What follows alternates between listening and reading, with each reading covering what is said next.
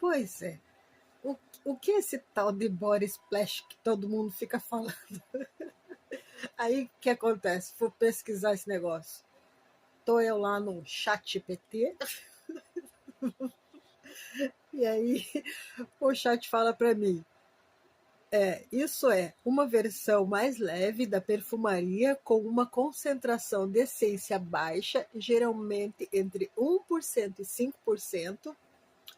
Diferente dos perfumes tradicionais, ele é projetado para uma aplicação generosa em todo o corpo, oferecendo a sensação imediata de frescor e banho tomado que dura de 2 a 3 horas. Então quer dizer que se a pessoa não tomar banho e passar o tal do body splash, ela vai ficar com o cheiro de quem tomou banho.